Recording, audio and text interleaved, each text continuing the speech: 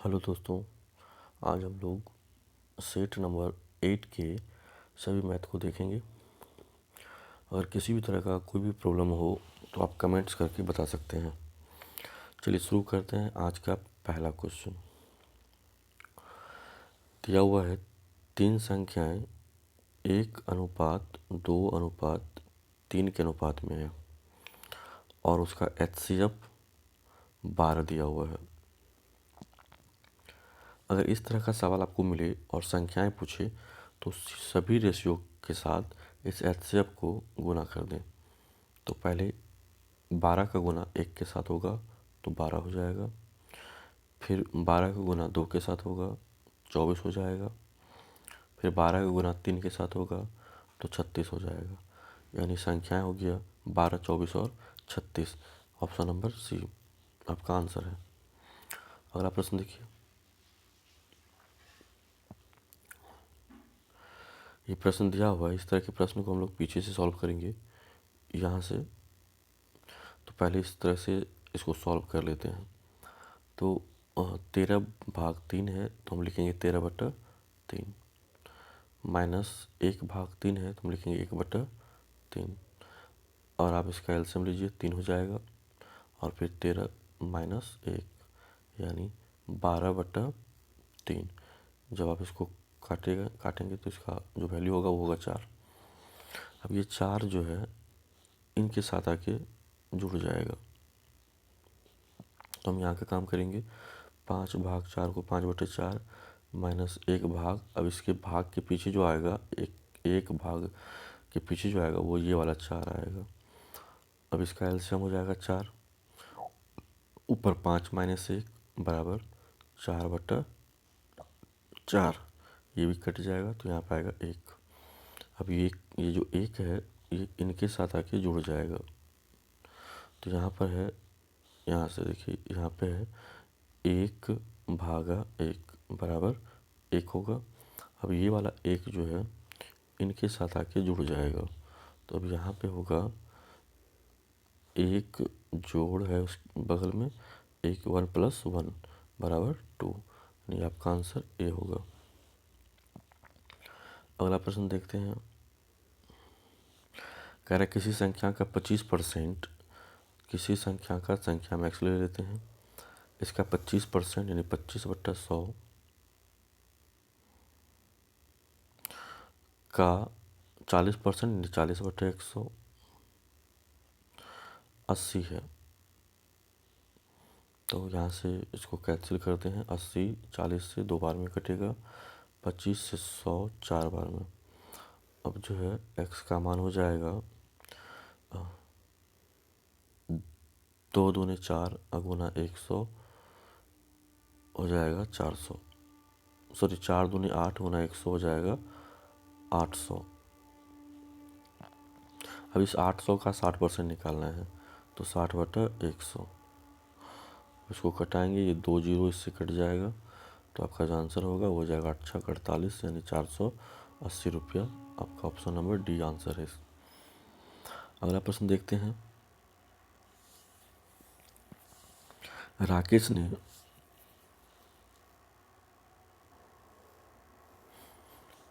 ने 900 रुपया प्रति कुंटल की दर से गेहूं की कुछ बोरियां खरीदी।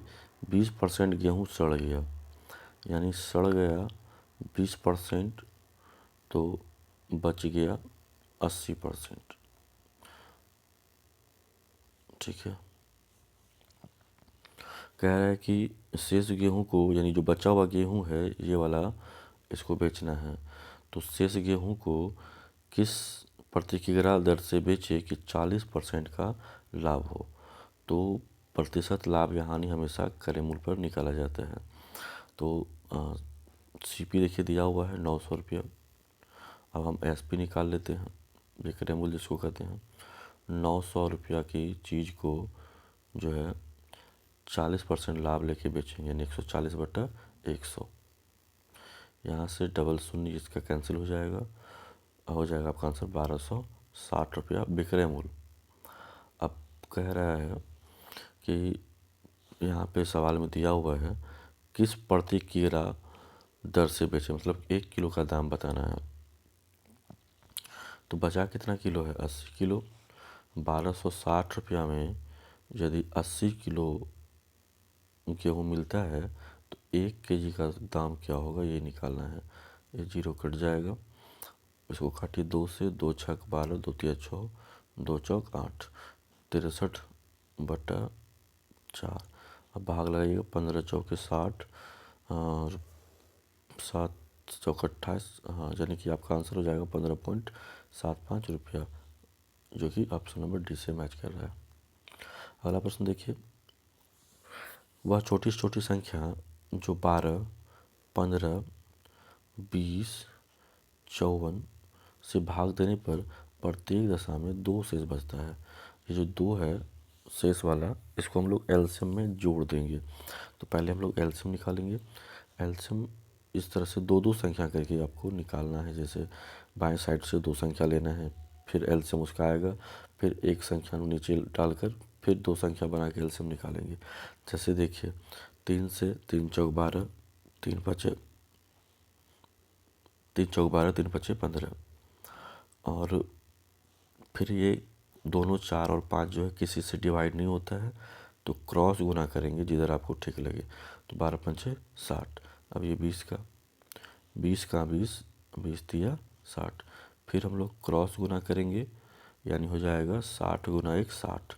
अब इस 60 के साथ जो है आएगा 54। अब ये 6 से डिवाइड होगा, 6 10 60, यानी 10 चक 60, 9 छके 54। अब हम इसको गुना करेंगे क्रॉस, तो हो जाएगा 540। और इसके साथ शेष भी जो बचा है, सॉरी साथ शेष 4 बचा हुआ है, 4 जुड़ जाएगा तो हो जाएगा 544 आपका आंसर, जो कि डी में है। अगला प्रश्न देखते हैं। फिर देखिए, यहाँ पे जो इस तरह का प्रश्न आया हुआ है, इसको भी हम लोग नीचे से सॉल्व करेंगे। पहले इसका कैलकुलेशन करिए। तो 4 तिया 12 1, 13/4 ये हो जाएगा। अब हम लोग चलेंगे इस पार्ट में, यहाँ वाले में। अब इसको अगर हम सॉल्व करेंगे तो 1 + 1, और इसके नीचे जो वैल्यू आया वो आया 13/14। तो ये 14 जो है ऊपर चला जाएगा पलट के, तो जाएगा 1 + 14/13। अगर आप इसका कैलकुलेशन करेंगे तो हो जाएगा 13 जोड़ 14, सॉरी माफ़ करिएगा, यहाँ पे 13 जोड़ 13/4 है। 13 यहाँ पे देखिए, हाँ यहाँ पे 4 या 12 13/4, ठीक है। तो अब हम लोग जो है कैलकुलेशन इसका करते हैं यहाँ पे। तो 1 + 1/13/4, अब ये 4 जो है ऊपर चला जाएगा, तो जाएगा 1 + 4/13। अब इसको कैलकुलेशन करिए इसका, तो जाएगा 17/13। अब ये तो हो गया। अब हम लोग जो है इस पूरे का कैलकुलेशन कर लेते हैं। तो यहाँ पे है 2 बराबर x + 1 बटा, अब इसके नीचे आएगा 17/13। अब ये 13 फिर ऊपर चला जाएगा, तो 2 बराबर x + 13/17। अब इस 13/17 को इधर भेज देते हैं बराबर के उस तरफ, तो ये जो है उधर जाके माइनस हो जाएगा। तो x बराबर बचेगा 2 - 13/17। अब इसका कैलकुलेशन करिए, तो यहाँ पे होगा 7 8 दूनी 34 - 13/17, यानी x का जो मान होगा वो हो जाएगा 21/17, जो कि बी नंबर में है। आपका आंसर बी होगा। अगला प्रश्न देखते हैं। कह रहा है 2 संख्याओं का योगफल यानी x + y जो है वो 8 है। फिर कह रहा है उनका गुणनफल यानी x गुने y जो है वो है 15। तो व्युत्क्रमों का योग, तो आप सोचिए कि यहाँ पे 5 तिया 15 होता है और इसमें 5 3 8 होता है, यानी x और y का मान तो मैंने निकल लिया। अब हमसे पूछा है व्युत्क्रम का योग। व्युत्क्रम का योग, तो व्युत्क्रम का जो योग होता है वो होता है योग बटा गुणनफल, योग बटा गुणनफल। तो योग आपका कितना है 8 है, गुणनफल कितना है 15 है। तो आपका जो आंसर हो जाएगा 8/15, यानी आपका ऑप्शन नंबर ए होगा। ठीक है, आप इसको नहीं भी निकालते तो भी आपका आंसर यहाँ से आ सकता है। अगला प्रश्न देखते हैं। एक नल किसी टैंकी को 40 मिनट में भर सकता है। एक नल जो 40 मिनट में टैंकी को भरता है, ये भरने वाला नल है, और दूसरा जो है, दूसरा नल इसे 60 मिनट में खाली करता है। तो दूसरा नल 60 मिनट में से खाली करता है।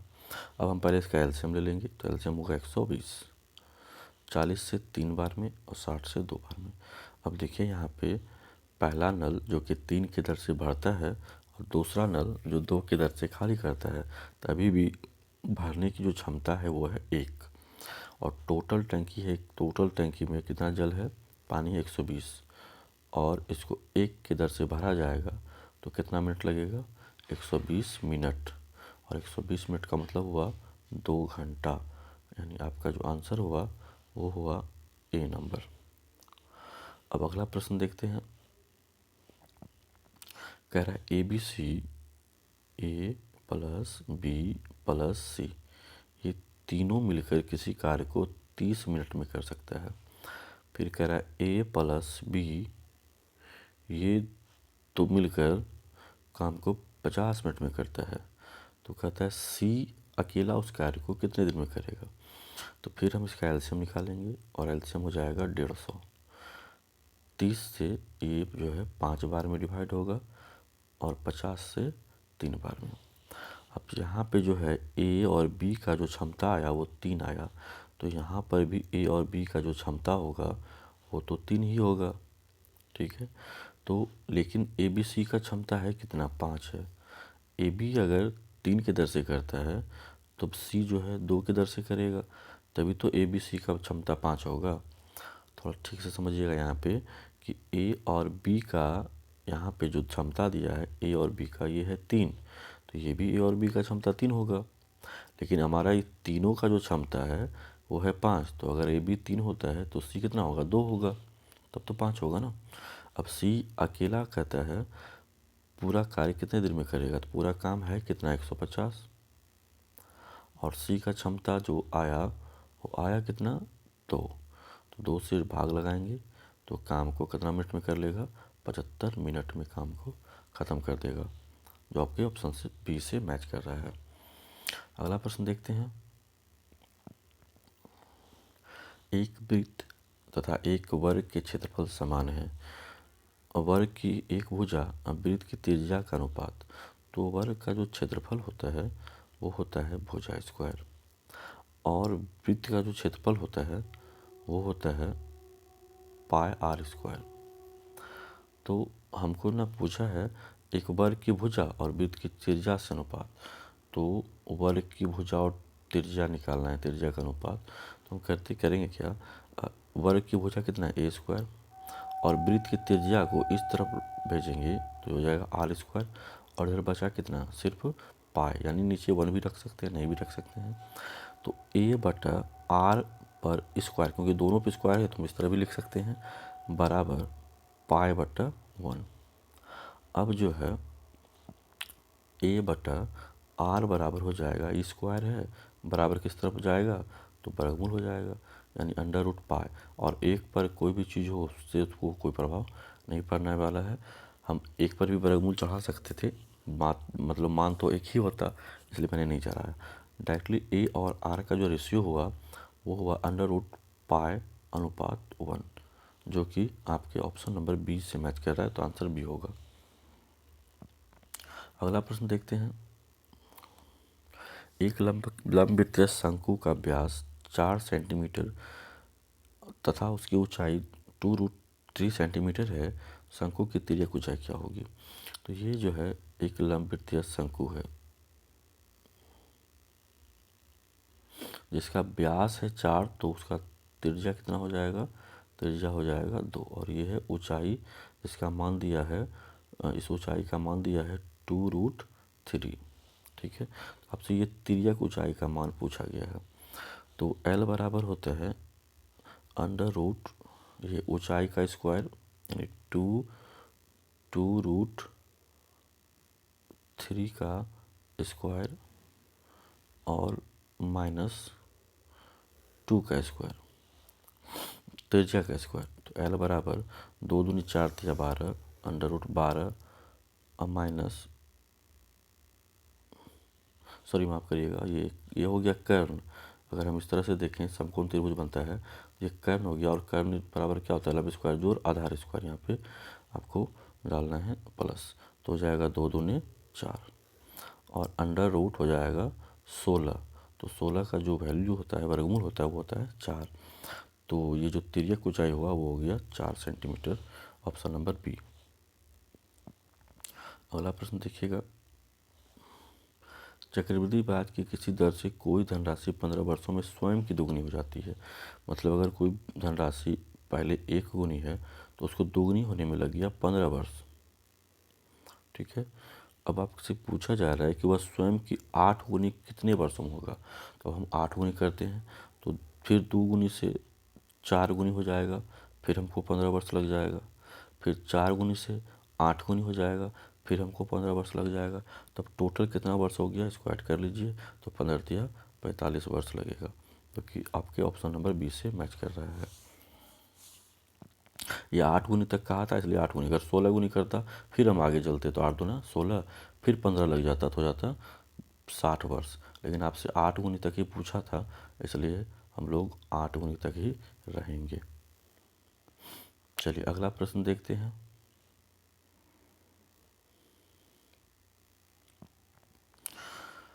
दिया है शांत जल में एक नाव की चाल 10 किलोमीटर प्रति घंटा है, यानी नाव की चाल है 10 किलोमीटर प्रति घंटा, और कह रहा है यह धारा के प्रतिकूल मतलब धारा के विपरीत 6 घंटे में 45 किलोमीटर की दूरी तय करता है। तो धारा के विपरीत क्या होता है, चाल जो है, धारा के विपरीत चाल घटता है। ठीक है, और चाल बराबर क्या होता है, दूरी बटा समय। तो धारा के विपरीत में चाल घटेगा, धारा के प्रतिकूल में चाल अगर घटेगा तो किसका किसका चाल घटेगा, एक नाव का जिसका चाल दिया हुआ है 10 किलोमीटर प्रति घंटा, और एक धारा का। तो धारा का चाल नहीं दिया है तो हम उसको x मान लेते हैं। अब चाल बराबर दूरी बटे समय, तो दूरी कितना दिया है 45 किलोमीटर और समय कितना दिया है 6 घंटा। ठीक है, अब इसको आप डिवाइड भी कर सकते हैं, तो ये हो जाएगा 7 छक 42, यहाँ पे बचा आपका 3 और 6 पंचे 30, 7.5। अब ये माइनस है तो माइनस को बराबर किस तरफ करेंगे, प्लस हो जाएगा, और ये प्लस है इसको इधर करेंगे तो माइनस हो जाएगा। अब आपका जो x का मान होगा वो 10 माइनस 7 पॉइंट हो जाएगा 5, तो यानी आपका आंसर हो जाएगा 2.5 किलोमीटर प्रति घंटा, ऑप्शन नंबर ए। चलिए अगला प्रश्न देखते हैं।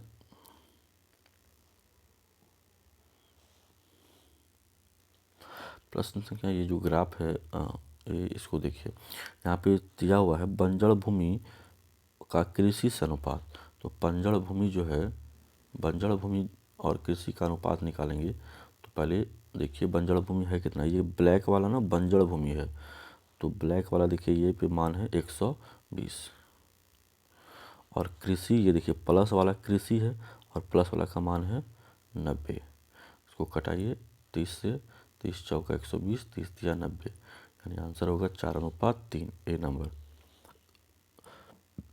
इसी में अगला सवाल है, कह रहा है कि कुल भूमि का कितना प्रतिशत कृषि के उपयोग में बनाया गया है। प्रतिशत में कुल भूमि का कितना प्रतिशत कृषि, तो कृषि पहले था कितना 90 ही था, कृषि जो है 90 ही है, 90 डिग्री दिया हुआ है। ये कुल का कुल कितना, इसको जब जोड़ेंगे, इस पूरे सर्किल को जब जोड़ेंगे तो यहाँ पे होगा 360, और इसे प्रतिशत में पूछा गया है।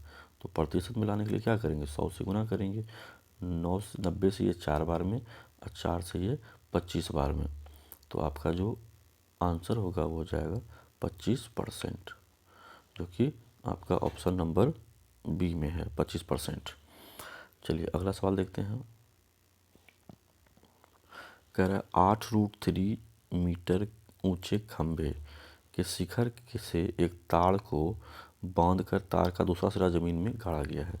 जैसे ये शिखर है जिसकी ऊंचाई है 8√3। अब इसमें एक तार बांधा गया और ये तार को नीचे ज़मीन से गाड़ दिया गया इस तरह से। तो कहता है यह 60 डिग्री का कोण बनाता है, 60 डिग्री का। तो कहता है तार की लंबाई ज्ञात करें। ये वाला लंबाई आपको पूछा गया, ये यहाँ से यहाँ तक जो तार है इसकी लंबाई क्या होगी। ठीक है, तो हम इसको ए, बी और सी मान लेते हैं। तो आप सोचिए कि ये जो है लंब का मान दिया हुआ है और आपसे कर्ण का मान पूछा है। तो साइन थीटा का ही मान होता है ना, साइन थीटा, यानी ये हो गया पी, ये हो गया बी और ये हो गया एच। तो पी बटे एच, पी का मान दिया हुआ है, एच का मान पूछा जाता है।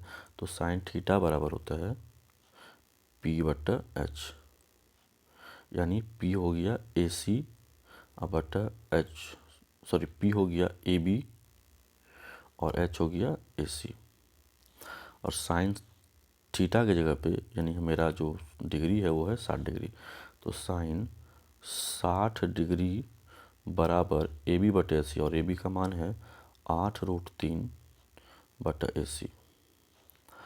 अब जो है साइन 60 डिग्री का मान होता है √3 बटा 2 बराबर 8√3 बटा ए सी। ठीक है, तो √3 तो कैंसिल हो जाएगा। ए सी का जो मान होगा वो हो जाएगा 8 दूने 16 मीटर, जो कि आपका बी नंबर आंसर है। अगला सवाल देखते हैं। कह रहा है कांसे में तांबा और जस्ता का अनुपात है 13:7। तांबा और जस्ता का जो अनुपात है वो है 13:7। तो 100 किग्रा कांसे में, यानी टोटल अगर तांबा जस्ता मिलता है तभी तो कांसा बना हुआ है ना, यहाँ पे सवाल में जो दिया है। तो दोनों को जोड़ देते हैं, तो 17×3 20। 20 का मान है 100, तो यहाँ से 1 का मान निकाल लेते हैं, 5 हो जाएगा। अब आपसे पूछा है जस्ता कितना होगा, तो जस्ता का रेशियो कितना है 7। अगर 1 का मान 5 है तो 7 का मान हो जाएगा 35 किलो। सी नंबर आपका आंसर होगा। अगला सवाल देखते हैं। साइन ए बटा है 4/5, और अभी मैंने बताया था साइन थीटा बराबर होता है पी बटा एच, यानी कि पी का मान है 4 और एच का मान है 5। तो बी निकालना है, आधार निकालना है। आधार बराबर अंडर रूट कर्ण स्क्वायर माइनस लंब स्क्वायर। तो कर्ण आपका कितना है 5 का स्क्वायर, ये एच यानी कर्ण और ये पी मतलब आधार, अभी पीछे बताया था। तो कर्ण स्क्वायर माइनस आधार स्क्वायर, सॉरी लंब स्क्वायर, आधार तो आपको निकालना ही है। तो बी बराबर हो जाएगा अंडर रूट 25 माइनस 16 यानी अंडर रूट 9 बराबर 3।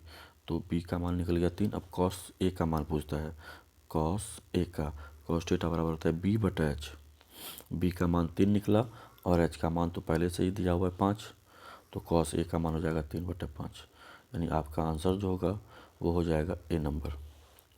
अगला सवाल देखते हैं। अब ये 256 पर पावर है 0.16 गुना 256 पे पावर 0.09 किसके बराबर होगा।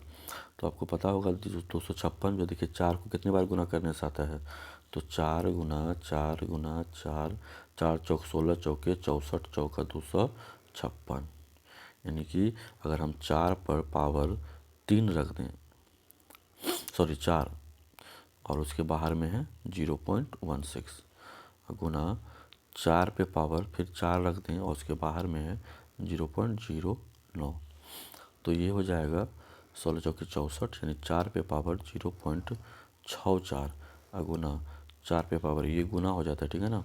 तो ये जो हो जाएगा 9 चौका 36 यानी 0.36। अब आपको पता होगा कि जब बेस समान होता है तो पावर जुट जाता है। तो 4 पर पावर हो जाएगा 0.64 जोड़ 0.36, यानी 4 पे पावर 1 बराबर 4 आपका आंसर हो जाएगा, जो ऑप्शन नंबर डी में है। उम्मीद करते हैं आप सभी सवाल को समझे होंगे। अगर कोई भी सवाल आपको समझ में नहीं आया हो तो आप कमेंट करके बताएंगे, हम दोबारा कोशिश करेंगे आपको उस सवाल को समझा करके बताने का। चलिए, तब तक के लिए धन्यवाद। मिलते हैं नेक्स्ट वीडियो में।